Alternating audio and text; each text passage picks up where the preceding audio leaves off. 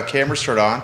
Sure. Give a little snapshot of who we have on our panel. Oh my goodness, we have the most wonderful Katie Pearl, who is a Keller Williams Alliance realtor. She is also very focused on the military community, which if you do not know, we have quite the military presence here in Charlottesville. And she's also a wonderful mom, person. She likes bagels and coffee, which just make me like her more. What else would you like me to say about you, Katie? No, that's good. You didn't include like Cuban food from Wajitos. Oh my God. That is I'm another. such a slacker. I'm sorry. favorite. Yes. Yes. Oh, you're gonna make me hungry. But yeah, no, you got it. I mean, Okay. I've got my hands full with my family, but Yes. love being able to work my real estate business, and I'm just grateful for the opportunity to be here. So. Oh, very cool. And then we also have Jason Kirby as a guest. Love this guy. Yeah, also another Keller Williams Alliance realtor there who's part of the Beckham team, does a lot with that team. Like dad of two, very cool guy. Tell us more about yourself, Jason. I haven't been accused of that before. He looks just like Jason Bateman from Ozark. It has come Yes. up. It has oh come my up. gosh, such a good show. His voice, like the first time I spoke to Jason, I was like, he was. You know, interrupted our conversation I did. to tell It was me. so distracting. It was so distracting. I was like, I am so sorry. I feel like I'm I can literally totally see you doing that. talking Yeah. to Jason Bateman right now. And he's like, I've got that Also a before. voice Yeah. that could be good for Audible books, just saying. Oh, yeah. Yep. I mean, And the Bateman thing comes up more when he's just got a new season of something out. Ozark, And then there's a yeah. rash of it Totally that I true, get hit Nikki. with, It's- and then it yes, goes away, right? and then it happens some again. people just have that. Yeah. Though I must say, like the Arrested Development days, I got more of it. Yeah. Now with Ozark, he's so dark that He's so a dark. lot of that doesn't come up anymore because I'm No, not quite like that. you're a I little wouldn't- You don't look unassuming like in that you're way. involved with I the wouldn't- Mexican No. drug cartel. I wouldn't. Well, If you were, you wouldn't know. I mean, if they had a home to buy, I would help them, but Yeah. I'm not going to launder their money Be a at very all. nice home. Yes, yes, The show is going to be so good. So Katie Pearl and Jason Kirby on set with the fabulous Nikki Chambliss. Keith Smith is in the Caribbean working on his suntan right now, and we're going to go live here in a matter of moments, guys, on the Monday edition of Real Talk, presented by Keller Williams Alliance. Judah Wickower is our enterprising director, literally the foundation for the behind the scenes of our show. And Judah, we can rock and roll when you are ready, sir.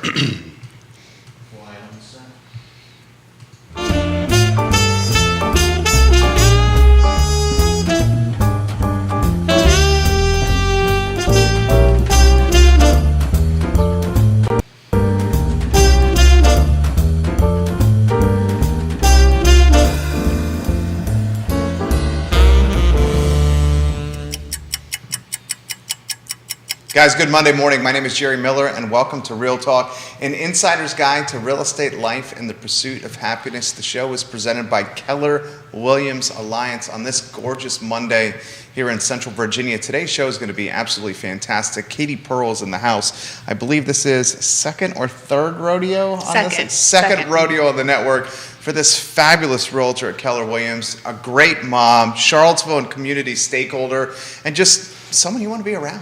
Someone that makes you laugh and someone that has a zest for life. Katie Pearl and Jason Kirby, guys, is our guest as well, and he's on our panel. And this gentleman, once you get him going, you just sit back and listen. You're like, this guy knows a lot about everything. It's true. I mean, Jason Kirby Genius. is well-read, well-informed, and well-experienced. You will see him in a matter of moments. And, of course, the fabulous Nikki Chambliss on a Monday. She joins us on most Mondays here on Real Talk and the I Love Seville Network. And today's panel is just dynamite. Judah Wickower is our director. Let's go to that foreshot and let's welcome everyone. Katie, Jason, and Nikki, good morning. Good morning. Morning. Good morning. Good morning. Fantastic panel here. Yes, folks, I'm so excited. Folks know you. You're an established brand. I'm going to get out of the way here, and why don't we introduce our starring guests here and go with Katie first. How about a reintroduction to everybody that's watching the program here? Sure, yeah. So I am a realtor with Keller Williams Alliance, and my more important role, though, would be mother of 4, soon to be 5. I'm 37 weeks pregnant. Doing 3 weeks. Doing 3 weeks. Yeah. Or today, you know. Today. As I told Jerry, I've reached a stage of pregnancy where my belly button literally is hurting and aching, and I am ready for this baby to come out. And I responded by saying she's beautiful, carrying it very, well, yes, and glowing. the right answer, Jerry, in all are. circumstances. Thank you. So yes, yep, ready to kind of just rock this mother of five thing. I never knew a mother of five growing up, so I don't know how I'm gonna do it, but we're gonna figure it out and just take it one day at a time. But yes, I have loved doing real estate. I initially went into it because I thought I was gonna love being a stay-at-home mom, and the reality was that when my husband would leave for work in the morning and I had my 2 kids, 2 and under, I would just want to cry right away, because it was just oh my goodness, I don't think this is what I want to do all the time. And I realized that I needed to find something that was for me where I could engage with people again. I had worked at UVA previously through the Office of Housing and Residence Life there, and I missed kind of being in an environment where you could be in a meeting and speak to adults and You're social. Yes, I'm a social butterfly, exactly. So sticking me in a house all day with... It was isolating. Very isolating, yes. And so I found that real estate was kind of just the perfect fit for me in my current situation, and my husband is rock star, super supportive. And so as soon as he would get home from work, I would work my business as hard as I could every single day after he'd get home. And then on the weekends, he kind of just knew he was going to be on. And for a very long time, that's kind of how we worked it. Little shout out to ACAC has been also super helpful for me, because they have 2.5 hours of childcare included in their membership. And so that was huge in allowing me the opportunity to get a lot of administrative work done during the day when I still had my littles with me. So that's kind of been my journey leading up till now, but it's become much more full-time than I ever thought it would be. And it's just been an amazing gift to our family, and I feel like the brokerage has been more supportive than I would have ever imagined. I thought that I was going to find myself in a dog-eat-dog kind of environment, and that's just not how it was. I just had people that, Jason right away pulled me aside and gave me some great tips on how to maximize my time, because he saw how all the balls that were in the air for me and all the steps that I needed to take just to even get into the office during the week.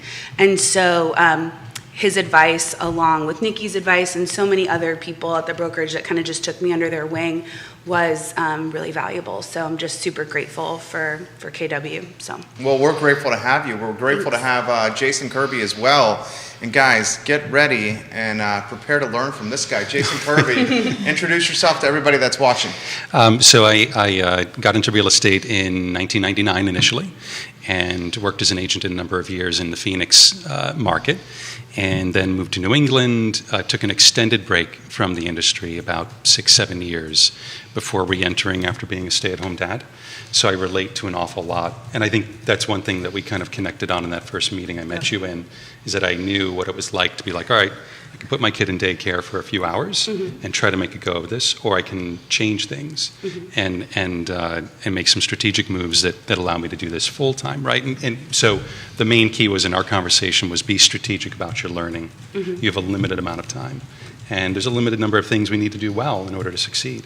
And so that was really also kind of my second journey in real estate. And then I met Quentin, and now I manage the day-to-day operations of his real estate team here in Charlottesville. Well, I'll tell you what, guys, we are so pumped for this panel. And Nikki Chambliss, I know we have quite a few topics we want to cover. Yes, we do. What's the first one you want to hit? You want to talk mileage and rising gas prices so, and how it's impacting the industry? Yes, absolutely. Well, Katie and Jason and I, you were all talking about this a little bit earlier, and just the whole rising gas prices impacts a lot. I mean, it impacts everyone. There is almost no one that doesn't impact, truly.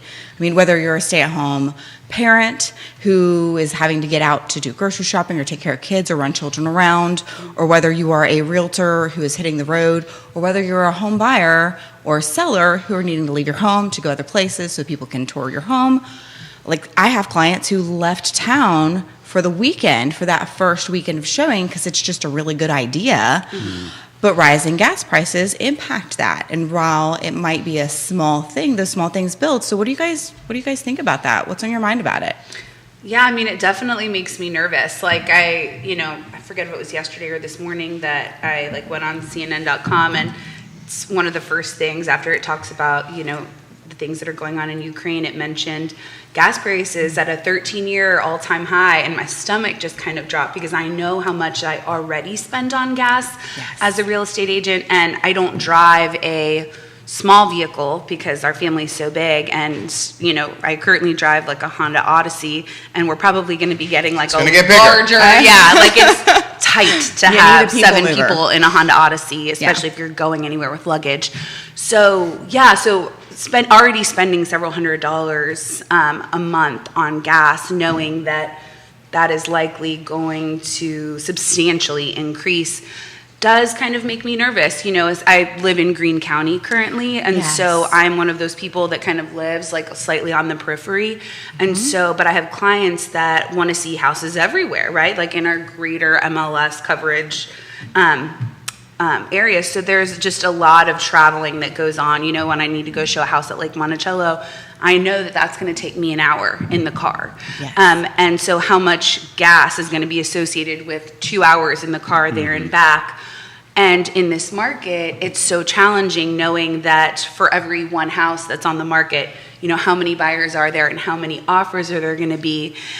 So it does, before there was kind of this feeling of really thinking through like where my time was going, but now there's even more calculus and thinking, okay, now this will take me 2 hours and I don't know, $20 or however much it's going to cost me in gas for one particular showing that may or may not lead to an offer, that may or may not lead to a one offer, regardless of how aggressive a particular buyer is right now. It's just, it's tough. So a perfect segue, and Jason, I'm curious of your take on this topic, is what is a typical, in this market, close rate if you're representing a potential buyer that wants to put an offer on a house, and you do have to drive? Back of the napkin close rate of your buyer getting the home they put an offer on, and how that could impact like the calculus of pursuing listings that are a drive to get to. So if we think statistically, before this crazy tight inventory that we have right now, actually probably despite this tight inventory we have right now, the average home buyer before the internet really took off took 12 weeks to find a home, looked at 12 homes on average, and that's what it was like in 1999. There was Realtor.com. They wouldn't publish the addresses of homes. There was one photo allowed in the MLS, right? Very basic. Now we're looking at 10 weeks, 10 homes was the number, at least going back a year and a half. So getting back to Katie, and when we're talking about looking at a home, showing folks homes, in a normal balanced market, we should be able to pull up 10 properties, go spend a day, 2 days, look at 4 each day, whatever, and pick a few that are in the top list and make some offers. And then we're just going through the offers we're writing on property. Right now, we can go look at one home because one popped up on the market. It's 45 minutes or an hour away, and we're doing that every single time. So exponentially, our costs are rising as agents right now because there is only one home to go look at when we go drive out to Gordonsville or Orange or Stanton. And so it's having a bottom line impact. When it comes to the success rate of writing offers, I can tell you that fortunately, I've chosen to spend the time a little bit differently. So when I have a buyer client, particularly first-time home buyers, we're spending more time in the office going over strategy before we hit the road. Because when they find the home and we're writing the offer, I want that to be accepted. And if we're fighting against 10, we're going to spend an hour to an hour and a half talking about strategy, about how we're going to beat out the other people. What are those talking points? I agree. So it comes to talking about the difference between the list price and the true value of the home. Those are two very different things right now. The true value is above the list price. We're talking about looking at it from the perspective of the seller and the listing agent, and that's the most key thing there. When I'll be reviewing offers with a client tomorrow. We're going to be looking at a lot of offers. We've had nearly 30 showings over the weekend. So when I think as a listing agent, I'm going to be thinking like that as a buyer's agent. So we're going to be talking about not just an escalation clause saying we're going to start from A and go to B. We're going to talk about the increments of escalation, which is really the key thing in our market now if you want to beat out the competition. Not only are you going to try to beat the other offer, the question is by how much do you want to beat the other offer? That number has gotten bigger and bigger and bigger. So my last couple of listings, the buyer's agents who lost, and I'll call everyone who loses, and we have a conversation. The question is, of course, they want to know why, and there's a limited amount of information I can share. But more and more, I'm getting a very smart question. What can I do differently on the next one? And I had 2 agents the other day ask me this question, and it's a great question, and I kind of talked with them in more detail about that. Inspections can still happen, but they should be pass-fail if we're going to win in a competition, because a lot of buyers are just casting them totally aside. The trick is that someone there's a difference between being aggressive and competitive and being reckless. And we're seeing a lot of recklessness in our market. And that's no inspection? No inspection. And I think there are... Now, I have had clients go this route, but those are clients that know more than a home inspector. They've rebuilt homes with their hands. They educate me when I walk through a home. Those are the people that should be disposing of an inspection. My fear is when you have a first-time home buyer waiving inspections, my fear is they're not getting good advice. And, you're an agent, I'm an agent, and you've been in the game a long time. You don't want that phone call 3 months from now and it's like, hey, we've got a problem with our home. And that happens. It Even happens if a you do lot. all the things right. Even I have if you do one everything client that I swear that happened time and time again. So I'm hearing, to answer your question, I'm hearing people losing, again, like last year, 4, 5, 6 times on a home. Now, we're not hearing as high a numbers of losses as last year, but that's because it's a tighter inventory. Rates are up. There are even fewer homes in the market, so there are fewer opportunities to be a loser. And so one of the key things I think about talking with clients is not only are we trying to be aggressive enough to win, but I also tell them, if I call you to tell you you're a loser, I want you to feel happy too. So I don't want you to go crazy here. I don't want you to regret this tomorrow morning like a bad night out. Because we could win at that price, but you're not going to like it, and you're not going to like me. Right. Katie, what's on the mind?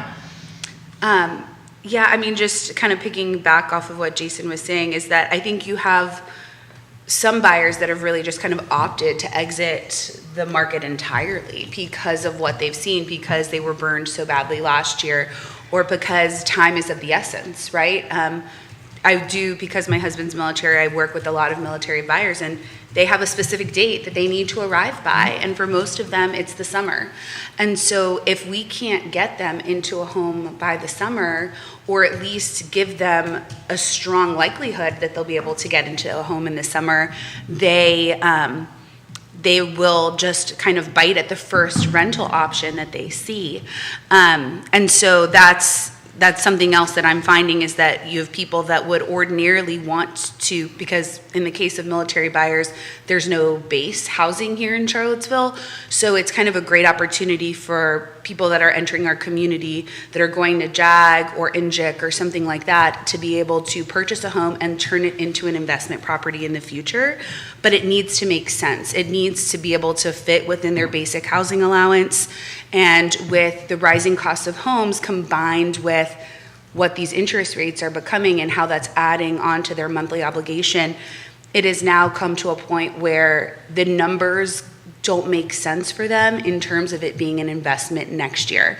So they buy. So let me ask on that. When we're talking about it being an investment next year, what are those numbers they're looking at? Because I think that one of the ways that we can help people in this market is if we kind of re-aim as to what those numbers are. I think sometimes people get these numbers and they're good and they mean well. And if you were already like a high-level investor, then yes, you have different number expectations. Right. But when you're looking at getting your foot in the door for investing, right. I truly, and for me, and I say this because I've done this myself, I think what those numbers are and what they look like are different. Right. So if they're here for like a year, in our area, they're going to be able to get more in rent than what their mortgage is, most likely. It would be a very odd thing, right, Jerry? We've talked about this a lot on the show. For sure. So what does that look like for these people that you're talking about? So So yes, it depends, right? So if you have dependents, you get a certain amount of money. So let's say you're a captain that's coming to this area, your basic housing allowance with dependents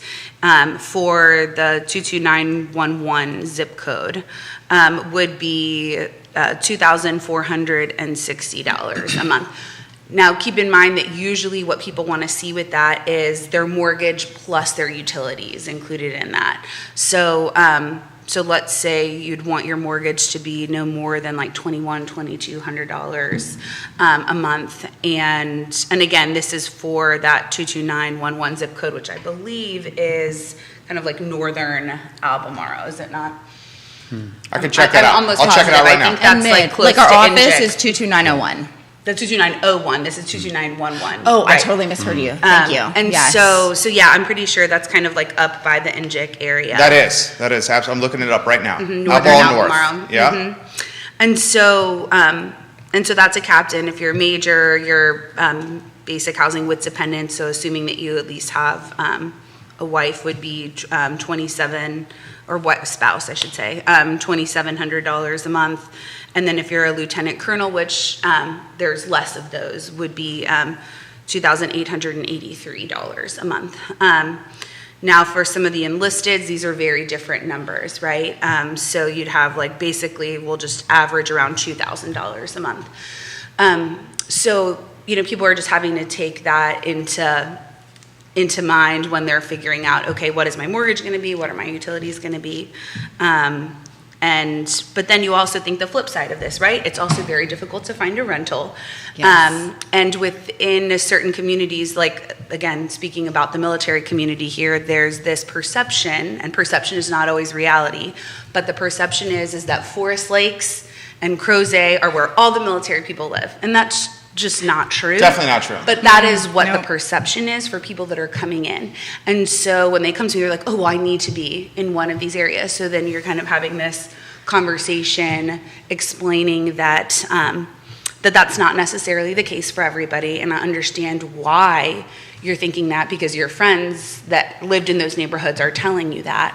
But given the low inventory, we have to be a little bit more open, right? If I have somebody that comes to me and says, I want to be in Forest Lakes and I want 4 bedrooms and I want a basement and I want a fenced in flat backyard and a 2-car garage, and I want it to be, under $450. Right. And what do you say? You say, well, Come on. what I want to do is I want to pull up for you. Right. What houses are currently available in Forest Lakes? Oh, actually, right now, there's not a single one available currently. We just need a time machine. Right.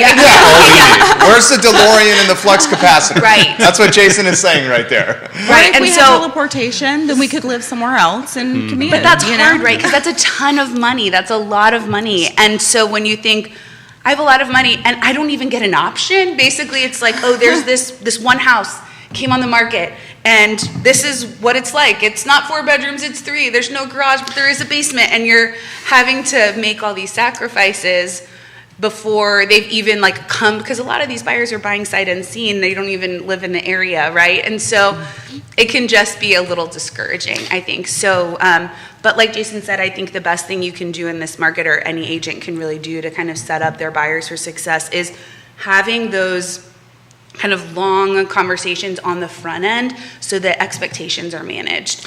So that you're saying, listen, especially if let's say you don't have a conventional, you're not able to purchase with a conventional loan, you're going to be buying with a VA loan or some other federally backed loan. Well, in terms of the eyes of most sellers, right? Sellers are either looking for a cash deal or they're looking for a conventional loan deal. And so having a VA loan, why is a VA loan a little tougher for a seller? Well, because VA loan appraisers are going to come in and they're going to be a lot more scrupulous than a conventional loan appraiser would be. And so, so what I tell my VA loan buyers is, one of the things that we need to kind of anticipate is, let's say this VA loan appraiser comes in and says, we need this little broken window over here in the corner fixed before you guys are able to proceed, right? Do these sellers want to have to pay to have the glass company come out to fix this broken window, which my buyers probably already saw in the home inspection and aren't worried about, right? But it doesn't matter whether my folks are worried about it. It matters whether this VA loan appraiser is going to let the deal go through or not based on this one little crack. Sure. And so, so one of the things I try to tell my folks to do is to offer some sort of an allowance for any appraiser required repairs. So, maybe saying, we're willing to contribute up to X number of dollars towards appraiser required repairs. Just so that even though we can't control the time that would be involved in making that repair, we can at least control the financial output that would have to come from a seller if they were to pick their offer. So when it comes to that whole VA loans aspect, right, do you find that every time you make an offer, you need to make sure you're educating that listing agent on the perks of a VA loan and why it's not? Because I feel like because we're in an area where, yes, we have a large military community, but we don't have like a base, right? So I feel like that makes a difference in how aware the community is, and our local trusted advisors who are realtors, hopefully they know, but I find oftentimes they don't, because sometimes they don't run into VA loans often. Do you educate that other person on the other side to say, hey, I understand you might be nervous about this. First of all, you can ask me any question you have about it. And here are some bullet points of what you probably need to know. This is you're referencing the seller side? When you are making offers for your buyers who have VA loans, right? And you're working with that listing agent, trying to get your offer, your client's offer, right? Because it's not your offer. You're not buying that other house. Right. You have one. You'll buy other ones, but not this one. Right. In that case, what you're doing, right, is trying to sell that listing agent on that offer that you really want your clients to win. Yes, and I think also using a local lender that is really familiar with VA loans that can kind of also help kind of give that listing agent some sort of reassurances that, hey, I do these VA loans all the time. We're not going to be held up. We've got our VA loan appraisers all set up. This is going to close on time. This is my rate of on-time closings, which is I always close on time. That's what you want to hear. But then also giving them those other reassurances that are built into the contract and kind of walking them through that, either on the phone, which I think is most helpful, but if you can't do it over the phone, kind of outlining why you are including all of these terms into your kind of presentation email that you're sending your offer in. Well, and just because you're working a VA loan doesn't mean you can't put a down payment as well. So you can still get all the, as a buyer, you can still get all of those VA loan benefits and also put a down payment on to make your offer more competitive. And it decreases your funding fee. Exactly. It decreases your funding fee.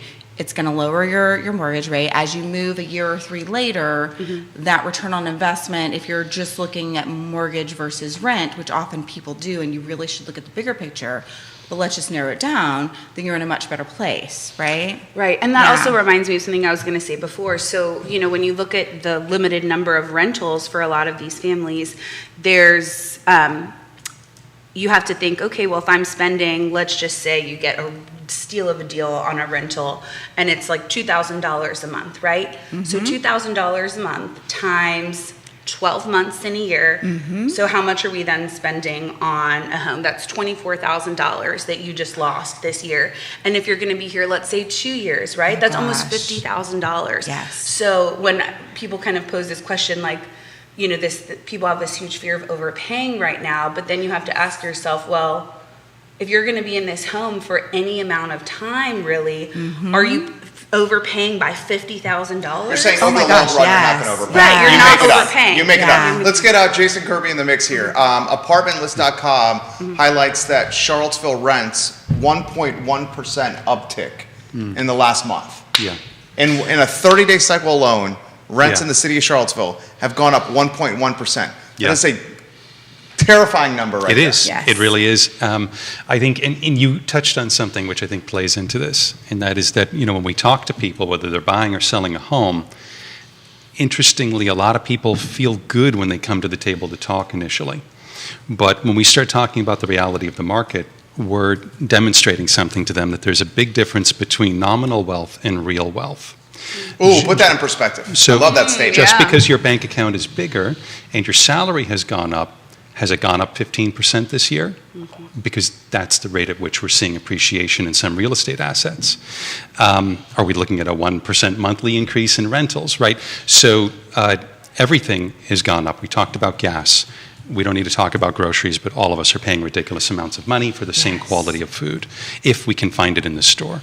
So we are looking at tax increases, inflation, rise in asset prices. Personal property tax increases? Personal property tax increases. Now, and some of that is different because, there's an argument to be made that Charlottesville is just behind in some of those things in terms of what it wants to provide. It's a whole nother conversation. It is. But for the most part, right? For the most part, when we think about your average person who just wants to consume, wants to go out and buy a home this year, they're going to be shocked. And this is definitely the case when we're talking about, and I've talked to multiple people this past 30 days who want to sell and buy a home.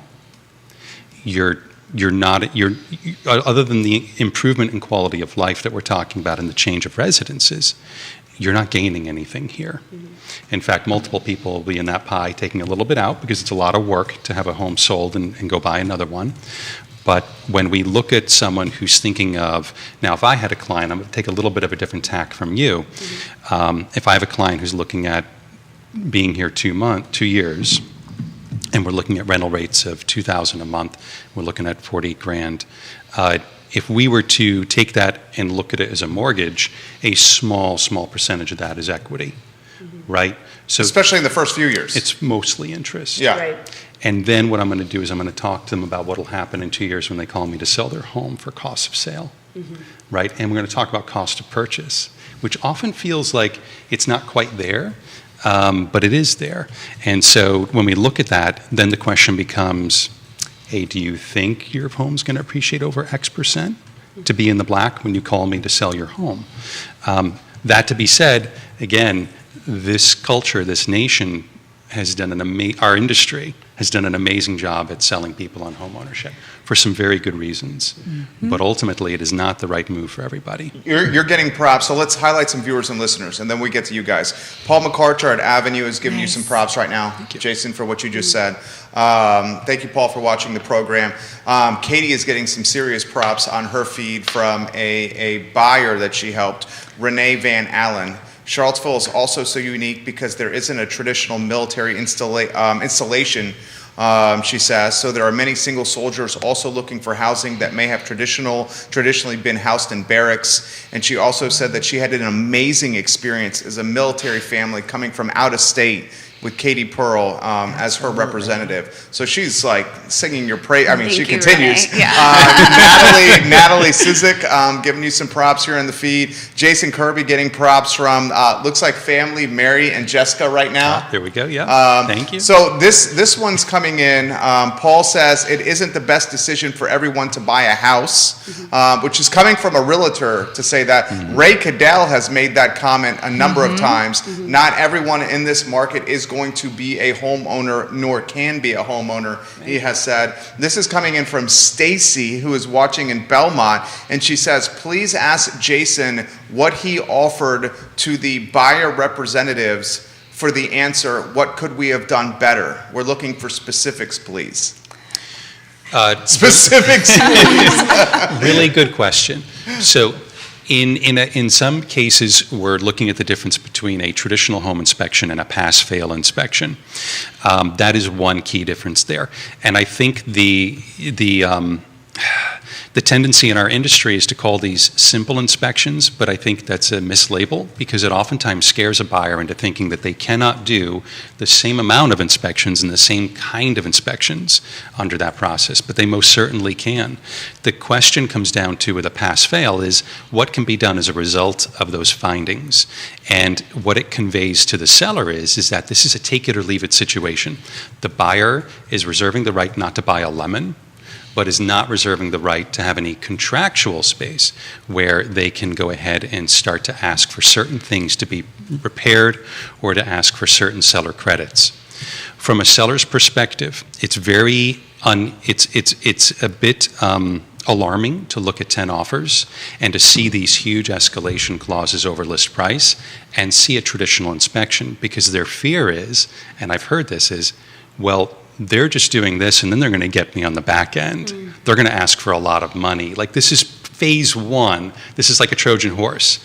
And so it takes a bit of it takes a bit of time to talk a seller through that and to reduce that alarm level.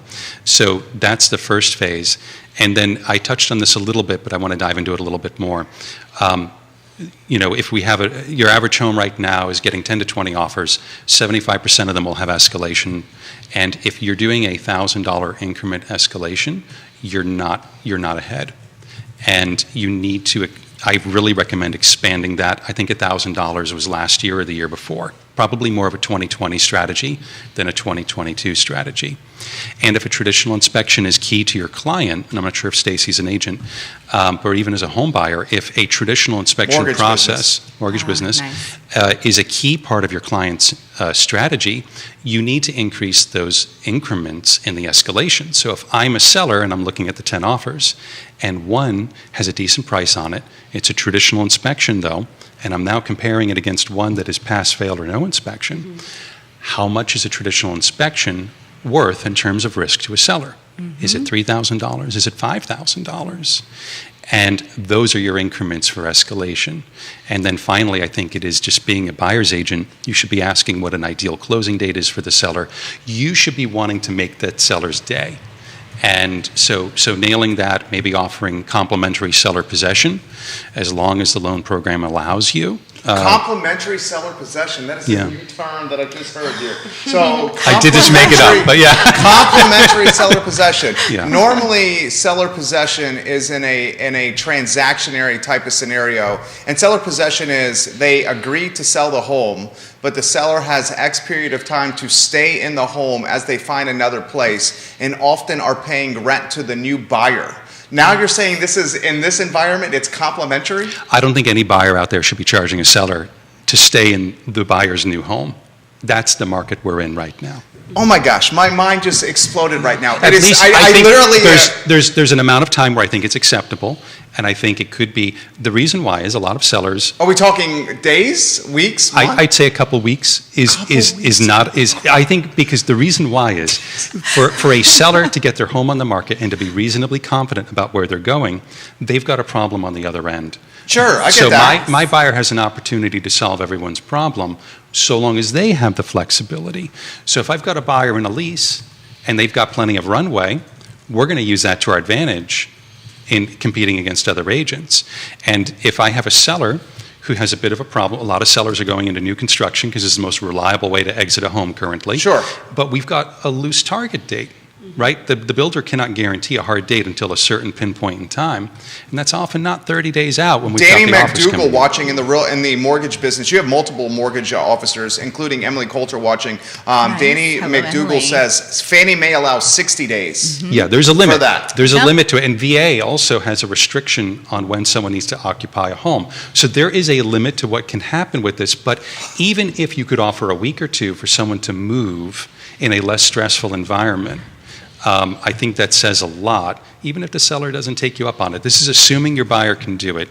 And so, again, there are probably some excellent agents out there that would disagree with me on the tactics here, but typically we're talking that's a great tactic. We're talking about possession, we're talking about inspections, we're talking about the dollar. Well, and to me, this is the difference between a lot of times I feel like in this market, people are kind of leaning toward desperation, trying to figure out what to do. And this is a great example of if you just take a step back, if you breathe a moment, if you think it through rationally and reasonably, there are solutions to be had. And there's no reason to feel desperate about it. It's a challenging situation, but truly it's a challenging thing to buy a house in any market. It's just a little extra challenging right now. And when you have solutions like that, that makes it so much simpler. I think right? another key, and this is a little minor, but we should get back to it, is that there should be a great lender on that paper when it comes across. There really should. Wait, great lender, you mean a local guy or gal with an established brand that both sides of the deal know and trust? Is that what you're saying? Absolutely. Okay. Absolutely. And while that may not be a deciding factor in some cases, I think that Forget Rocket Mortgage viewers and listeners. Yeah. Keep it local, please. there are some national lenders out there that might provide a slightly lower rate, but have an atrocious record of closing on time. And if I'm a buyer's agent and I'm talking with the lender regularly, and I do, I don't don't want to be calling a call center to get an update on why a document's missing. And I don't want to get a list of conditional items within a week of closing that should have been presented 2 or 3 weeks before. There are outstanding local lenders, and really buyers should be taking advantage of them. You got a lot of them on the feed here. Emily Ann Coulter has given Katie some props and loving the conversation. Katie, or Emily, we'll get to this these comments that you have for Katie. My mind is still like literally blown here over complementary seller possession here. That is the first time I have heard that term, and it's undoubtedly like an arrow in the quiver, if you may. Absolutely. That's the first time I've heard that strategy right there. So does complementary seller possession, could that be more advantageous in closing a deal than the waiving of the home inspection contingency? Or are we in a situation where you have to do them all to win now? So it comes down to how bad the client wants the home, and I think it also counts on how much that home is a unicorn. That is, another one of these is not going to pop up anytime soon. But they could be both involved if the buyer has that much flexibility. But if you have these strengths in certain areas with the client, you should exert them to their maximum potential. There are going to be other needs that you cannot flex on. I also think it depends upon the home. If we're talking about a home in questionable condition, then you may be wanting. Your goal may be to try to buy a traditional inspection. You are trying to buy all these things in the process. You're trying to buy the terms and conditions of the contract, but not all homes are right for that.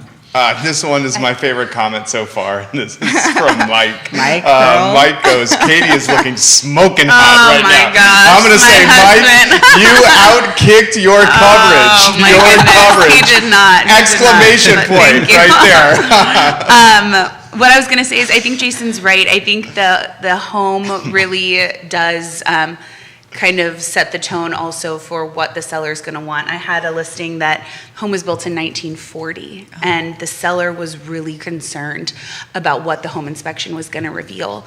And there was 6 offers on the table for it, and the offer that ended up winning was actually an FHA loan. And it ultimately did not, that offer ultimately won because they agreed to not do an inspection at all. And so I think it might have been slightly, like somebody had offered to escalate like $1,000 above that, but obviously for this seller, that $1,000 wasn't going to be the needle mover for her. Not having to worry about an inspection being done on this 1940s home was the, I'll deal with whatever loan, I'll deal with whatever I've got to deal with because I'm so scared of what this inspection's going to reveal. Yeah, because it's an 82-year-old home. Correct. I think, too, what we're dealing with is, and I think also we're looking at, you get 10 to 20 offers on a property, at least half of them are probably going to have some form of appraisal gap coverage. And explain that. So that's the difference between, that's the gap that we sometimes are seeing between the appraised value of a property and bringing cash to the table. And the contract price of the property. So I think that one of the conversations, and I have this even with first-time home buyers, is we talk about all of these things, some of which sound scary, but the idea is that when they find their dream home, and I come back to these issues, they're a bit more prepared. I don't want to have these strategy conversations when we're talking about something that they have fallen in love with. I want to talk about all that stuff beforehand, then let them fall in love with a home or find a home that suits their needs. And then we can go back to these strategies and say, okay, if the basket of things we talked about before, which do you feel comfortable employing on this home? Because it's going to vary based on the home's condition. So some offers will be able to say, in a rare case, we'll cover any difference between the appraised value and the contract price. That's a buyer that has either deep pockets loaded for that, or super confident about the value of that property. And that's a buyer who's probably looked at quite a few homes. Or we're looking at someone that can afford $5,000, $10,000 worth of appraisal gap coverage. Okay, so follow-up question to this, and Nikki, you jump in here as well. How many deals have you guys done in the last, why don't we call it the COVID calendar? So the COVID calendar is from COVID March 2020 to now. How many deals have you done that have been either all cash deals and or a buyer making an offer, the home does not appraise for the offer, and then the buyer has to bring cash to the table to close the gap? How many deals have you guys done like that? Either of those scenarios. So out of let's say 47 deals. That's a lot of deals. I actually have not Congratulations. had things Oh, she's since great. Yeah, she's COVID. great. Like, I'm She's just trying to crushing think since COVID She is started. crushing it, yes. I would say, again, I think maybe my group, what I see is different from what Jason sees, but only a few cash on some land deals. Okay. So and all cash? Cash, but it's land, Okay. you know, so it's, Lower price point. right, lower price point. And then I've not had a home, I guess I had one home that did not end up appraising out, and it was a very stressful situation because you usually don't find that out until like a week Bottom of before the you're ninth set. inning. Yes. Yeah. So that was just a situation where kind of everybody wanted to see this deal go through, and everybody came to the table to kind of make those numbers work. So the seller came down a little, the buyer came up a little, and yeah, we just all came together and made it happen. So, but that's been the case for me. But I'm going to guess that Jason has a lot more cash deals than I do. So I do. I tend to have more cash transactions and cash clients than I think on average most. Because you're working middle to upper road price points? I have a higher price point than the Okay. median. A lot of my clients may be, you know, simultaneous ownerships. They've got 2 or 3 properties around the country. But then again, I work with a lot of first-time home buyers too. Not 1031s though. No, that's fairly rare for me. So these are people that just bounce around to different properties depending upon the weather, and nice. it must be Yeah. nice. So that allows me to come into a bidding war a little bit stronger and a little more confident. But that doesn't mean that my client's ready for that. So they might be there. It all depends upon when they last bought their last home. If it was 2012 or 2013, we're going to have a very different form of education that goes on about the market they're in.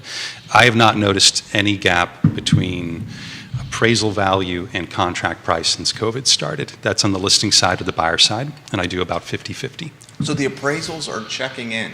Surprisingly, in my opinion, you know, I know we agents complain about appraisers simply because it's something totally outside of our control. Yeah, you don't have control. Right, exactly, right? And so it's something we have to react to. And it usually happens right when we think everything else is buttoned up in a deal. But either the appraisers are doing a darn great job or a darn horrible job, but everything's coming through pretty much on point. I'll tell you one thing that's interesting. It's been a while since I've had something come in over contract price, to the point where I felt really good about my buyer's situation. I haven't seen that in a few years. yeah, it's within like a couple $1,000s every time. it There was feels one like. I had that came in 10% over. I mean, I knew the price, but Local? again, local. Almore but- County? Yeah, but this is going back. This is like 2017. Okay. And Different market. It was an amazing, completely different Yeah. market, different world, different world. And I just haven't had any good things like that happen. But yeah, and I know a lot of the appraisal process too is kind of becoming automated, and I've seen some not be able to gauge quality of home, condition of home, things like that. It's not a factor. But I haven't had any like appraisals I've had to pull apart and look for problems in to save a deal. I know there have been a few, but I haven't heard any recent horror stories. No, well, and so my experience is a little different just because I've had a bit of a gap for the last 8 months, right? But for 2020, I had transactions closing from June into December, and then in 2021 from January until, I'm not really sure, oh gosh, actually, that one that just never would close. It was very special, which many of our transactions are, right? And in that time, though, I've never worked with a cash deal, not fully cash. I do tend to try to make my life a little more challenging because it's exciting that way. And I also advise my agents not to do the same that I did. But those just weren't my clients, right? So my experience was more along the lines of I had a JAG student who was looking to buy a property while he was here for all of 9 months so that it could become an investment property for him. And I had what's called a tidewater. So that appraisal actually came in a little under. Right. Now, as a realtor, I think the value of that property and the list price was actually very solid, but it was a very unusual property. And that's what made it challenging to appraise. And so in that case, not only did the buyer need to put some money, both the listing agent and I sacrificed parts of commission to be able to make this happen because the seller wasn't going to budge. We did that. I did that as well on the Tidewater that Exactly. I had. So that whole Tidewater aspect is unique, and that is where if you are a buyer using a VA loan, if you have funds that you are willing to bring to the table and can, that's very powerful, and it's now a positive toward your offer with the VA loan as opposed to a, oh gosh, what is this VA loan thing, right? I think in this market, it kind of doesn't matter. Because again, we've got 10 to 20 buyers on a property. Someone in that pile is going to be the next one in line if there is an appraisal issue. So it's going to be some time before the appraisal gap issue really even becomes an issue, I think. Yeah. And until more buyers really drop. think so? Yeah, because if we've got a stack of offers, someone in there is going to step up. So if it's not the first people in line, Step up with cash. step up with cash, cover the or a gap. cash offer who wasn't as high as someone who just was like, hey, I'm going to put 5% down, I'm going to push this to the max, right? So to play devil's advocate there, Yeah. the only other side of that coin that I see is that a decision even as big as buying a home and taking on a mortgage or putting that kind of cash down is that while we like to think it's a very rational process, it's not. And so I do see sometimes people are like, well, I didn't get that, screw this, Yeah. right? And that does happen, and it's not a very rational way to go. But No. also when you have a trusted advisor who has front-loaded all this education and prepping you, that helps so much. Yeah. So the feed is blowing up right now. I'm going to try to get to as many comments as possible Okay. here. We do have a hard stop of 11:25, which is right around the corner. We're having a blast right here on Real Talk on the I Love Seville Network. Time is flying, guys. We're already an hour into this. So I want to get to a couple questions here. And Emily, we'll get to yours. This one's from Jonathan. So the complementary seller possession is clearly something that is like making people, what? Where is the buyer going to go from Jonathan if it goes 30 to 60 days in a complementary seller possession? Are they going to a hotel? There's not short-term rentals around here, especially if the buyer has to sell their home to purchase the next one. That's a Yeah. great question. It's an excellent question, and really, Jonathan, we're only seeing these extraordinary things because when you, again, I'm going to keep going back to this number, you've got 10 to 20 people bidding on a property. There's someone in that stack who can do this because they might have 90 days left on their lease. So you're saying it's an anomaly? Well, look, There's a lot of it's an people in that anomaly. situation Yeah. renting. It might be the minority of people who can do that, but they're going to win if they can do it. So they're going to be the people capturing the sales, but it's because we have so few homes. We have 1 month's supply of inventory. We should have 5 times the number of homes on the market than we do. The market is unhealthy. It is sick. There shouldn't be such a thing as complementary seller possession or appraisal gap coverage. There shouldn't be an issue around that, but it is. And so when we're looking at 10% of the buyers out there being able to achieve something like that, they're going to be the ones that get the homes until this changes. So it's few and far between buyers can probably do that, but they're going to be the ones that get Yeah, it. and speaking to Jonathan's question too about if a buyer has a home that they need to sell, that's a really hard situation to be in right now. Domino deals. Right, because they're not likely to win out in these multiple offer situations. Because as a seller, why would you want to take on that risk and go along that journey with that buyer when you don't have to do that with one of the other 10 offers that are coming through? So I saw it kind of work out recently when I had a buyer that just happened to like a home that was one of these unicorns in that it had been on the market for like over 60 days. And so those sellers were willing to kind of go on this journey with them because their home had not yet sold. But for homes that just hit the market, if you have to sell your home and include a home sale contingency, that's going to be a really hard sell when there's multiple offers, which almost most of these listings that hit the market. The home sale are. contingency, They all you guys are the experts. I just have a microphone here. The home sale contingency, I guess, would most benefit a seller of a home that's trying to buy into new construction that has some runway to work with. I think you're right. I think there's almost no place for a home existing. sale contingency in this market right now. And there is the lending industry has been trying to step up into this space and fill the gap with a product that can allow a homeowner to go out and buy a home without a home sale contingency, Yes, I've seen that, yeah. that they can then go sell their current home, and if they can bring the down money in within, say, a 90-day period, everything's good and okay. Which in this market should be quite simple to do, right? Well, when I talk to clients about this, I explain that to them, and I'll say, now talk to the lender because they have way more detail and information for you. I'm only going to speak to it from an agent perspective. Now, when I look at that, the advantage is tremendous because we can go shopping for homes now without that home sale contingency, which is guaranteed to make sure you're going to lose on the bidding war. But the thing is that, what you're looking at is you do have some risk. You have what we'll call market exposure. Because now for the next 90 days, we're going to cross our fingers and toes that the market's going to be okay in 90 days when we go to sell your home. Now, recent history has told us that this is okay. But Longer you have term, to prep for anything right? that's Exactly. possible. Anything, and if anything that is would tank possible. somebody's life, then it might not be the best decision to make, right? And so I think it comes down to those margins. Like, we think your home's going to sell for X. But if it's sold for X minus 10 grand, X minus 20 grand, are you in the doghouse now? Because if so, we're cutting things really too close. So I want to make sure there's enough margin in there that when we do go on the market with your home, we can get it sold quickly. You've got some buffer on what you need, and we can get you, you can wrap up the remainder part of your loan program. And outside of a shock to the system, which I shouldn't, knock on wood, I shouldn't tempt considering the events of the past 2 years.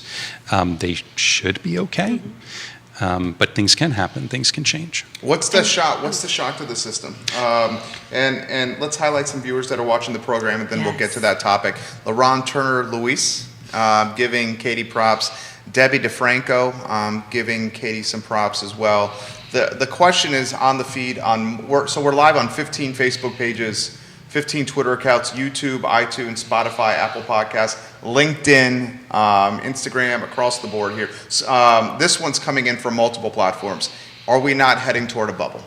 And I've tried to say multiple times on this show from various shows that we do here that this is not a bubble because of the equity that's been accrued, because of the tighter lending restrictions, because of the insulation protection of University of Virginia, because UVA is going to admit more students this fall, hire more people this fall to serve those students. We still haven't had the data science school open, and people often counter my point of is this a bubble by highlighting the war, highlighting oil and gas escalation, and highlighting the fact that there's no inventory in the market and that these properties are selling in hours instead of like weeks, days, months. Yeah. Anywhere you guys want to go on that topic? Katie, you want to hit that one first? Bubble or no bubble? I mean, have you thought about this? Yes, I have a lot. I don't think that we're in a bubble, mainly because there was no new construction for so long that there's just not enough homes for people to now fill in, right? So if you think of all these older homes that people lived in maybe 20 years ago that were maybe an old home back then that now are kind of quite decrepit or that people just aren't wanting to go into. And normally you would be able to fill in with new construction that had been built sometime over the course of the last 10 years. But you look and you go, well, that didn't happen, right? We haven't had construction for so long. So I just don't see where people would go. But I don't know, maybe Jason could speak more to it. We're 25 million home under inventory nationally. So that's to her point. New construction has not kept up with demand. Certainly, Jason, not here in Charlottesville and Central Virginia. It's true. It's true, and I think about it every day. Bubble every day. I think about whether it's a bubble every day. Now, I generally come back to the same conclusion every time, but I'm also talking to lots of clients and fellow agents about these same issues. You can't watch prices increase at the rates they have without asking this question. Double-digit increases, year over year. History tells us that when that happens, things are too hot and they tend to pop. However, the difference is that, first off, real estate is a regional industry, not a national industry, but '08 was a national event, and so we're kind of all children of that, and we think in national terms. So to your point, Jerry, it's a local market, and it's a strong local market.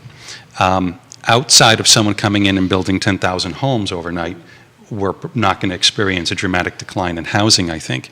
The things that are going to impact prices moving forward, I think, are going to be the rise in interest rates.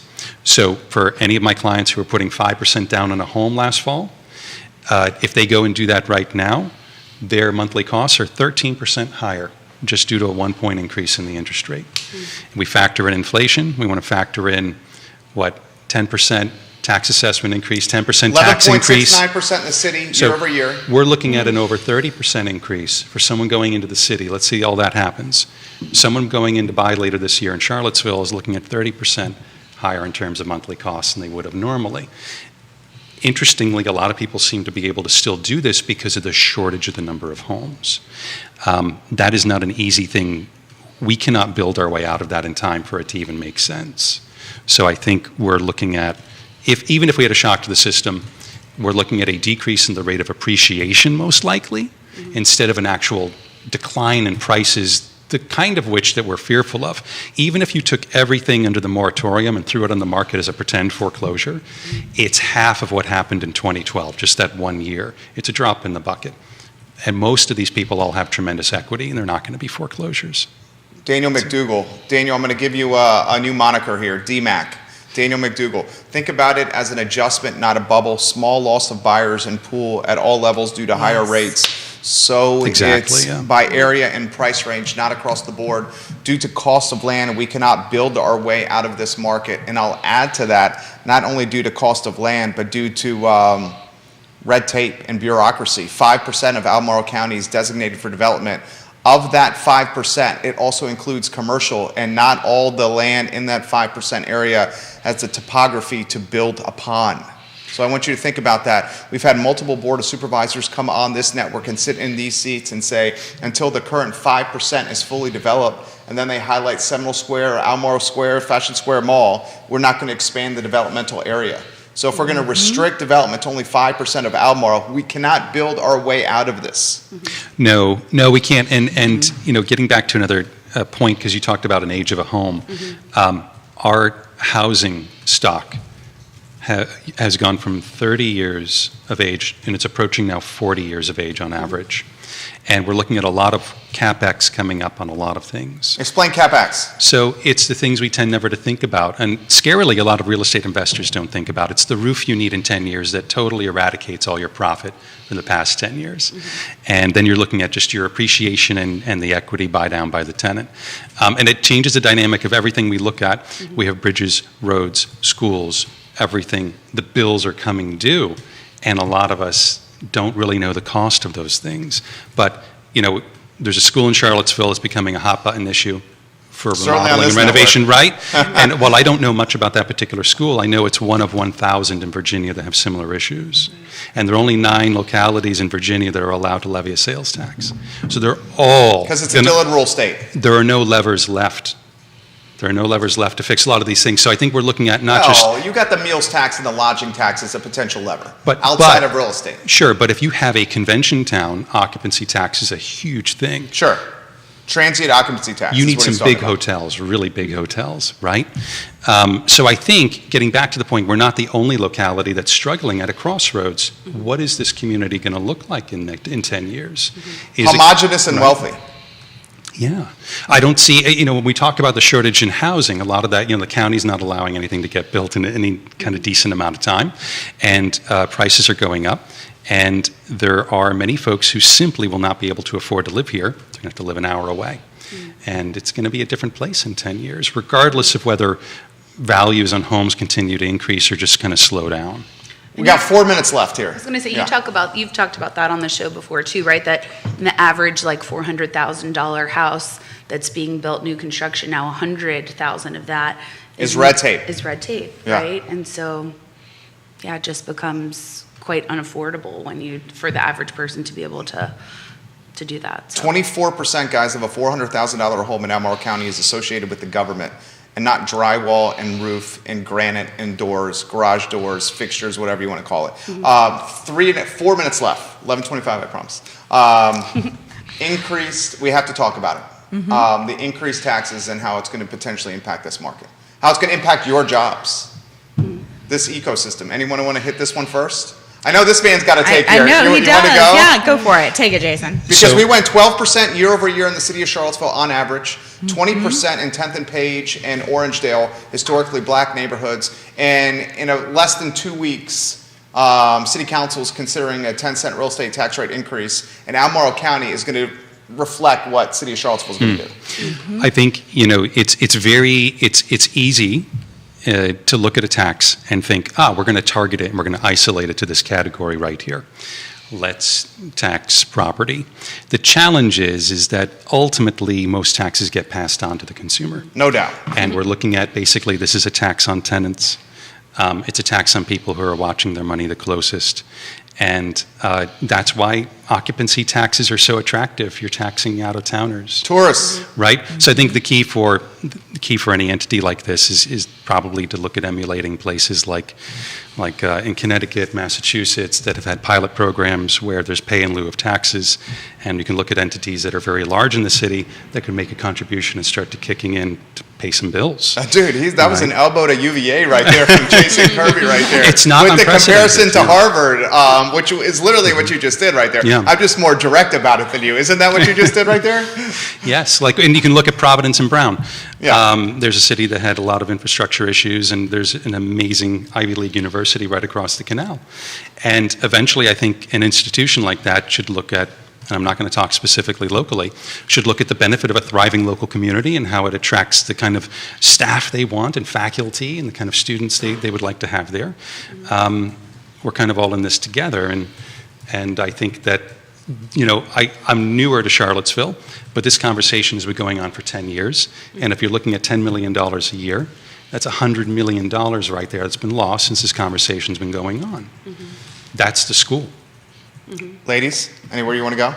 I'm not sure I really want to follow that. I'm just saying. Yeah, well, I like the idea of just starting to get creative with some of this. Like, I know I've heard you talk about like this whole like beer garden idea, and I feel like there needs to be some sort of like new blood that brings some of this, like these new ideas that are geared towards, when I think like the young families that live in this neighborhood that want to go and like spend money here locally and go do fun things, how do you capitalize on that in a way that's not something that's like obligatory, like a property tax, but something that people are willfully choosing, and use that to be able to increase, your tax base to be able to do these things that are going to need to be done.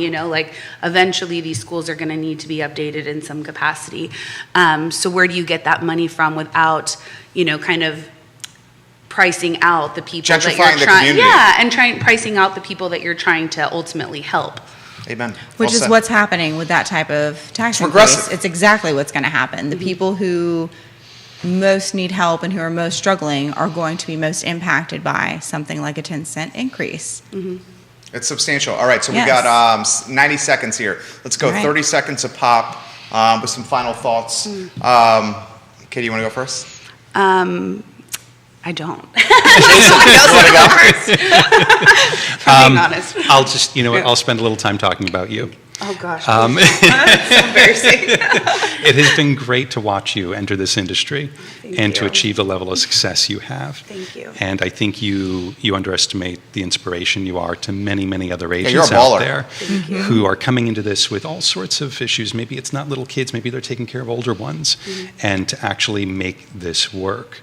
It's been wonderful to watch. Well said. Yeah. You are a baller. Oh my gosh. And the fact that you were just so honest and open about, like, especially the being a stay-at-home mom thing. Yeah. Like, I realized I was a stay-at-home mom for 10 years. And honestly, that was not the best fit and the best situation for me. Right. But I felt like I had to, like, love it and make it work. I love my children, but also getting out of the house every now and then would have probably been really healthy for me. Right. Like, I love when I hear you speak openly and honestly about what you've been through and where you're going, and just everything. Thank you so much, Katie. What I would say though is, like, if there's any other, like, kind of, just because this is what I can speak to, if like there's any other stay-at-home moms out there, or like, just people that are in that situation where you feel kind of trapped, or you feel isolated. Like really isolated. Please, like, I'd love to meet with you, and if you've thought before that, like, you want to enter a career space, but you're not sure what to do, like, I'd love to meet with you. And even if real estate's not for you, but I'd love to help brainstorm something that might be for you. Because I just remember how hard that was and just what a difficult season that was for me. And especially with COVID. Yeah, COVID's even more isolating with small children. Yeah. So I would, love to sit down and talk to anybody that had questions on how to make that work. We love our small children, but sometimes, Katie. They can be a little soul-sucking Sometimes, at Katie. times. I Yeah. know. It's a good thing they make them cute. Yes, Because if they're it's not, their defense. I know, It's it's their greatest defense. defense. Yeah. Right. Soul sucking. Yeah. Nikki and Jason and Katie, you guys crushed it. Thank you. Thank I mean, you. this went Thank you for having us. flawlessly. Very well done. Seriously.